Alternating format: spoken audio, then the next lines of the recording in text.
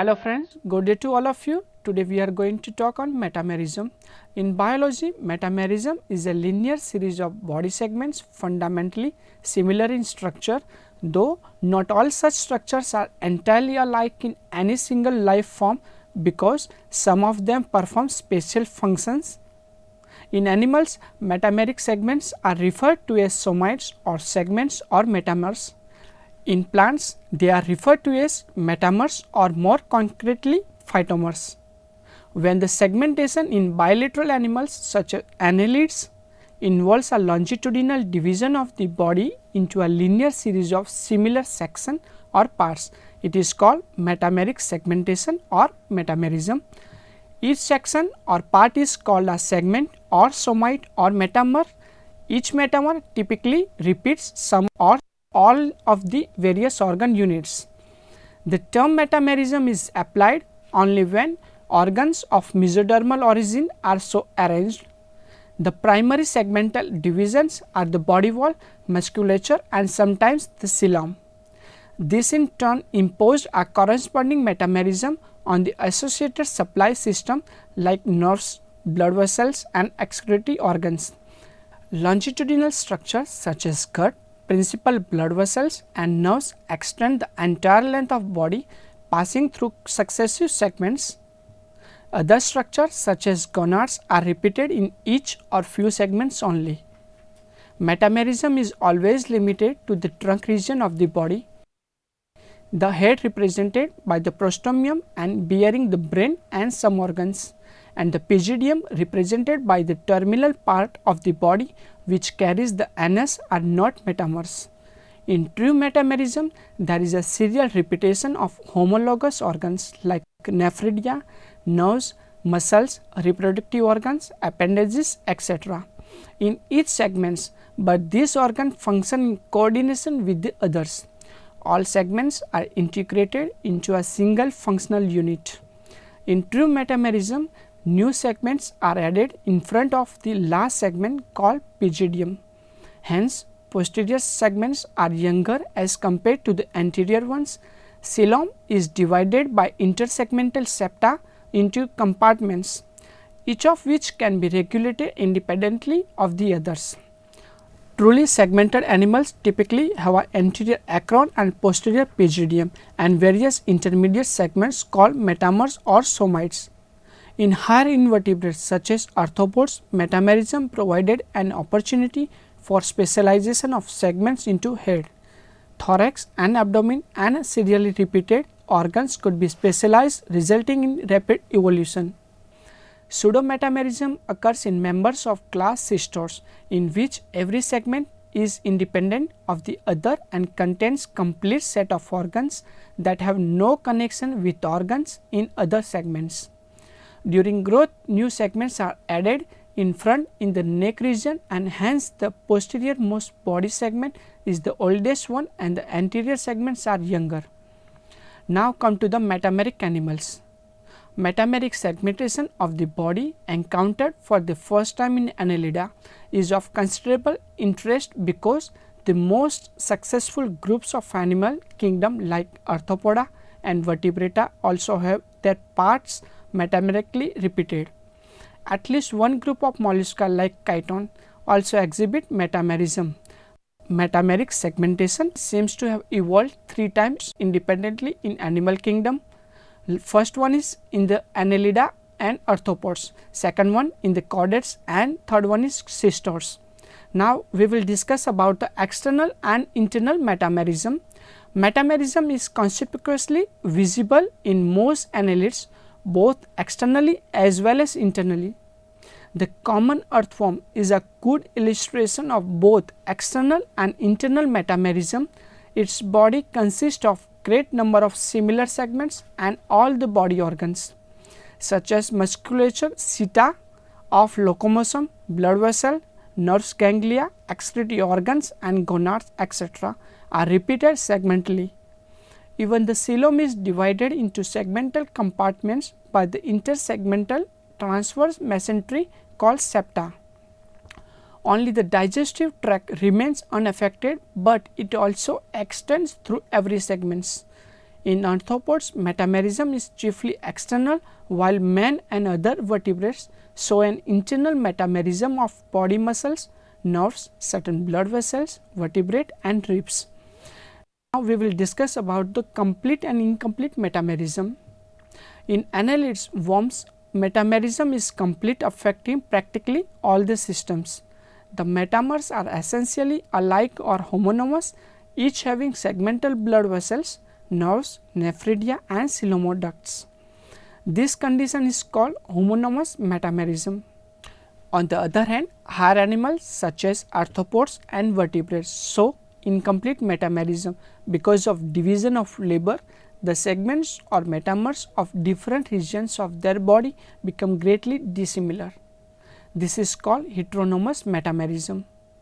However, incomplete metamerism should not be confused with the repetition of single organs such as cell plates or gills in certain unsegmented animals like molluscs. In arthropods and vertebrates, metamerism is more complete and metamers are uniform and clear in the larval and embryonic stages, but subsequent specialization or modification so that the segments are no longer similar. It may result from simplification by loss of metamers, by fusion of segments called cephalization, by differentiation between segments, by disappearance of organs or by development of other structure such as limbs. Heteronomous condition always appear first at the anterior end and progressive posteriorly. In segmented animals, varying degrees of specialization are met with some of which are extreme. Now, we will discuss about origin and evolution of metamerism. How metamerism has been brought about is still doubtful. No satisfactory reasons can be given for the origin of metamerism. Various hypotheses have been proposed to explain the origin of metamerism, but none is acceptable in the absence of convincing evidence. The main theories concerning the origin of metamerism emphasize primarily either repetition of organs or mesodermal segmentation and correlate it with the origin of coelom. Now, first one is pseudo-metamerism theory. This theory stresses that metamerism develops secondarily as a result of repetition of body parts such as muscles, nerves, nephridia, coelom, blood vessel, etc. in a single individual. Such serial repetition of organs such as testes, yolk glands and transverse connectives of two nerve cords are seen in some elongated turbellarians and nematids. Later, a segmented condition was obtained by the formation of cross partition in between them, so that each segment received a repeated part of each system. This process is witnessed even today in the formation of somites in larval and adult stages of some Annelida, in which cross partition develop after the basic segmentation is already laid down. Such segmentation was probably an adaptation for an undulatory mode of swimming. However, all ribbon-like animals swim in this way, whether segmented or not. This theory is supported by Hyman and Guttrecht. Second one is cyclomerism theory. This theory is originally proposed by Sedgwick and greatly supported by Riemann. The cyclomerism theory is a corollary of the Antrocellus theory for the origin of mesoderm and coelom. This theory assumed that coelom originated in some ancestral radiate actinozone coelenterate through the separation of four gastric or enterocoelic pouches from the central digestive cavity or gut. Division of two pouches resulted into three pairs of coelomic cavities, the protocoel, mesocoel and metacoel in the protocoelomate or ancestral coelomate. Loss of protocoel and mesocoel lead to the unsegmented coelomates such as molluscs and sipenculids. Later, subdivision of metacoel produced primary segments leading to the segmented annelids. The phylogenetic implication of this theory is that all bilateral metazoans were originally segmented and coelomate, and that the acoelomate unsegmented groups like flatworms, nematids have lost this character secondarily. Third one is Corm or fission theory. According to this theory, metameric segmentation resulted when some non-segmented ancestor divided by transfer fissure repeatedly or by asexual budding, producing a chain of sub-individuals of zooids united end to end due to the incomplete separation. Even today, this occurs in some platyhelminthes and annelida. Later, with the passage of time, these sub-individuals or segments gradually become integrated morphologically as well as physiologically into one complex individuality. A segmented animal, according to this view, is a chain of completely coordinated sub-individuals. This theory was supported largely during 19th century and greatly elaborated by Perrier. The chief objection to this theory is the lack of gradation of age in such a chain of zooids, which is true of segments in a metameric animal such as annelids. In Platyhelminthes and Scyphozoon strobili, the sequence of zooids formation is never serial. Fission is usually confined to sessile animals, whereas the ancestors were probably free swimming. Moreover, fission is a more extensive and disruptive division of body than is metamerism. Fourth one is embryological theory. It explains original metameric segmentation mainly as an embryological accident. It suggests that mechanical stresses in the mesoderm of the elongating embryo or larva resulted in its fragmentation, leading to segmental repetition of mesodermal derivatives in the adults. Fifth one is locomotory theory. It is an amalgamation of pseudo-metamerism and embryological theories. It postulates that metamerism evolved as an adaptation to locomotion of different kinds. Annelid metamerism probably evolved as an adaptation for burrowing and chordate. Metamerism as an adaptation for undulatory serpentine swimming movements. R.B. Clark suggests that coelom evolved initially as a hydraulic skeleton to facilitate locomotion in response to the increasing body size. According to Clark, metamerism also evolved as an adaptation to burrowing in annelids. The ancestors of Annelida were in all probability elongate coelomate animals which burrowed in marine sand and mud. The evolution of compartmental coelom due to development of septa and metameric hydraulic skeleton. This allows only part of the body to contract while other parts in the longitudinal axis relaxed. The locomotory movements can be more continuous and better controlled if the action of the body wall muscle is localized, like restricted to section of the body. Metamerism permits such localization and accounts for the evolution of this condition in annelids. The localization enabled a strong peristatic way to propagate down the body, an efficient type of locomotion for worm-like burrowers. Thus, annelid metamerism is basically a modification of the coelom and the body wall muscles. The initial segmentation of the coelom and body wall muscle lead to subsequent segmental organization for the nerves, circulatory and excretory systems. In chordates, metamerism evolved as an adaptation for undulating swimming movements.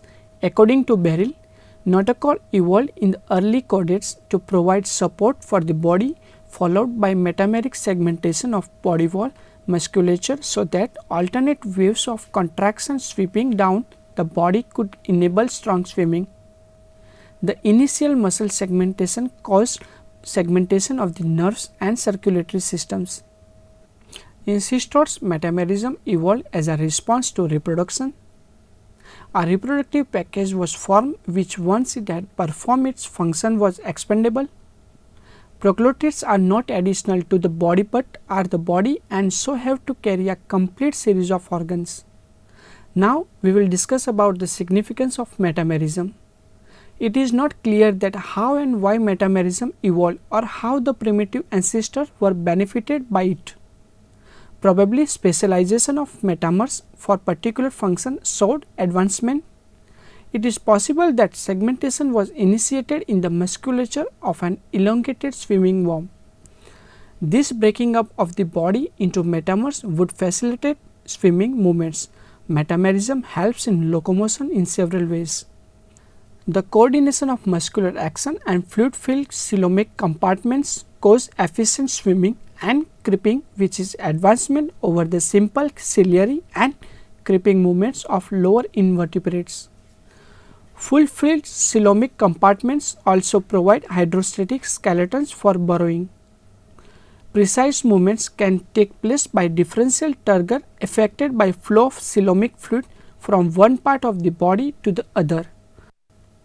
Another advantage of segmentation or metamerism is the opportunity for different segments to specialize for different functions, thus leading to a rapid evolution of high grade of organization. It is not clearly marked in annelids, but it is well developed in arthropods. Metamerism has therefore contributed towards the greater complexity of animal bodies and rapid evolution of higher organization in animals. Thus, some indication of primitiveness of an animal can be determined by the degree of segmentation it displays. The fact that cystodonts, annelids, arthropods and chordates have metamerism does not necessarily indicate a close relationship among them. Metameric condition may have arisen independently by convergent evolution. Now, we will discuss about the pseudometamerism. True metamerism as shown by annelids must not be confused with the pseudometamerism or strobelization of the tapeworms. It refers to superficial segmentation and could be termed body annulation. True segments of annelids are laid down in the embryonic stage, whereas proglottids of tapeworm are not true metamers but rather complete reproductive individuals produced by strobelization or type of budding with the buds remaining attached. However, the modern view now gaining favor is that cystodonts have indeed metamerism, which is of a different type. Now, we will discuss about the difference between true metamerism and pseudometamerism. In true metamerism, number of segments is generally constant for each species, like new segments are not added to the body after maturation except in asexual reproduction. While in pseudometamerism, number of segments or proglottids forming the body is not fixed, as new segments are continually added throughout the life. In true metamerism, growth occurs due to simple elongation of pre-existing segments. The segments and ends of a body have a fixed relationship to one another throughout life, while in pseudometamerism, growth occurs due to addition of new segments from a region of proliferation just behind the scolex.